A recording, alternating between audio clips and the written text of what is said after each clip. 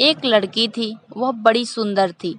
शरीर उसका पतला था, रंग गोरा था, मुखड़ा गोल था, बड़ी बड़ी आंखें कटी हुई अंबियों जैसी थीं, लंबे लंबे काले काले घने बाल थे। वह बड़ा मीठा बोलती थी। धीरे धीरे वह बड़ी हो गई। उसके पिता ने कुल के पुरोहित तथा नाई से वर की खोज करने को कहा। उन दोनों ने मिलकर एक वर तलाश किया।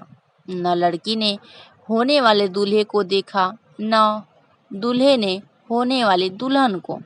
धूमधाम से उनका विवाह हो गया। जब पहली बार लड़की ने पति को देखा तो उसकी बदसूरत शक्ल को देखकर वह बड़ी दुखी हुई।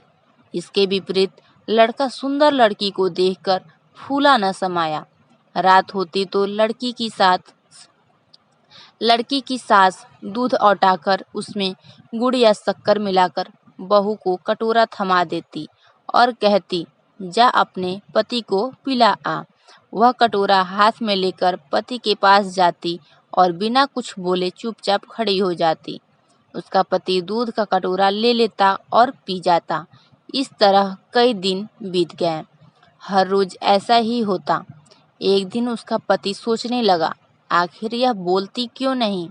उसने निश्चय किया कि आज इसे बुलवाए बिना मानूंगा नहीं। जब तक यह कहेगी नहीं कि लो दूध पी लो, मैं इसके हाथ से कटोरा नहीं लूंगा। उस दिन रात को जब वह दूध लेकर उसके पास खड़ी हुई तो वह चुपचाप लेटा रहा। उसने कटोरा नहीं थामा। पत्नी भी कटोरे को हाथ में पकड़े खड़ी रही, कुछ बोली नहीं। बेचारी सारी रात खड़ी रही, मगर उसने मुंह नहीं खोला। उस हठीले आदमी ने भी दूध का कटोरा नहीं लिया। सुबह होने को हुई तो पति ने सोचा, इस बेचारी ने मेरे लिए कितना कष्ट सहा है। यह मेरे साथ रहकर प्रसन्न नहीं है। इसे अपने पास रखना इसके साथ घोर अन्याय करना है। इसके बाद वह उसके मायके पीहर छोड़ आया। बेचारी वहां भी प्रसन्न कैसे रहती। वह मन मन ही कुढ़ती। वह घुटकर मरने लगी। उसे कोई बीमारी न थी। वह बाहर से एकदम ठीक लगती थी। माता पिता को उसके विचित्र रोग की चिंता होने लगी।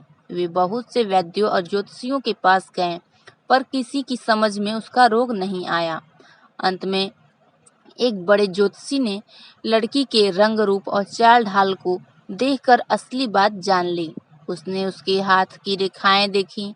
ज्योतिषी ने बताया, बेटी, पिछले जन्म में तूने जैसे कर्म किए थे, तुझे ठीक वैसा ही फल मिल रहा है। इसमें न तेरा दोष है, न तेरे पति का। तेरे पति ने पिछले जन्म में सफेद मोतियों का दान किया था और तूने ढेर सारे काले उड़द मांगने वाले की झोली में डाले थे। सफेद मोतियों के दान के फल से तेरे पति को सुंदर पत्नी मिली है और तुझे उड़दों जैसा बदसूरत आदमी मिला है। ऐसी हालत में तेरे लिए यही अच्छा है कि तू अपने पति के घर चली जा और मन में किसी भी प्रकार की बुरी भावना लाए बिना उसी से संतोष कर जो तुझे मिला है और आगे के लिए खूब अच्छे अच्छे काम कर। उसका फल तुझे अगले जन्म में अवश्य मिलेगा। ज्योतिषी की बात उस लड़की की समझ में आ गई और वह खुश होकर अपने पति के पास चली गई। वे लोग आनंद से रहने लगे। आपको ये कहानी कैसा लगा कमेंट करके जरूर बताएं। अगर आप हमारे चैनल पर नए हैं तो लाइक एंड सब्सक्राइब करना ना भूलें।